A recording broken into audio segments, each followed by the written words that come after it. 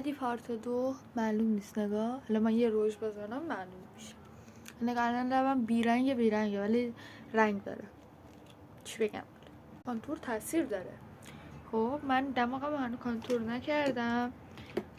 با هم بریم دماغم کانتور رو کنم. نگاه من دماغم تو خورده الان. بسته خود تارم فوکوس. آها اینو بلندش کنم میام. دور کانتورم خیلی سیاه. خب بریم زیر چشم رو فیکس کنم. پده. خب میای اینجا فشار میدی جذب بشه، مثل پودر بیک میشه. خب پلت سایه یا این صورتیه یا این ستاشو رو ترکیب کنم. مثلا حالا این که برشش نیست، برشش ترکیبه. اول از این صورتیه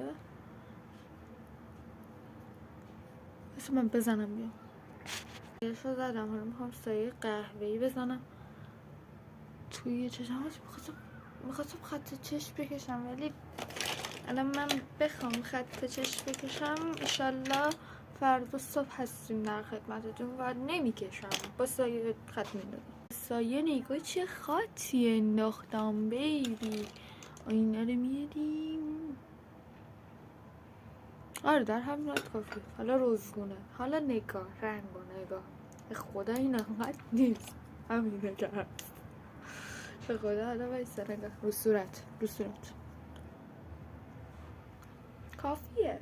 اصلا پیگمنت غنی از پیگمنت. نیای لا چه وقت صدای آهنگه. من اینو بلند کنم بیام. گونی درست نمیشه. منم همین فکر رو دارم ولی بریم درستش کنیم انشالله که میشه. 6 بار اومدم خانمی. حالا برم بالا و بالا. چه کم رنگ شد الان. نه پر رنگ خوبه.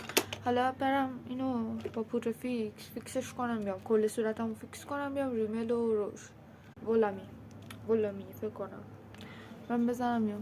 موژه هام خودش برنده ولی خب من میزنم. ریمل مهمه. از این استفاده کردم. بالم لب تو دیارش هم یکم رنگه. خط لب بلوط ژلایی تینت ژلایی. بریم استایل. دقت نکنید این کیفمه. تیشرت لاین شلوارم که بگ به کلا من دیگه نور خوب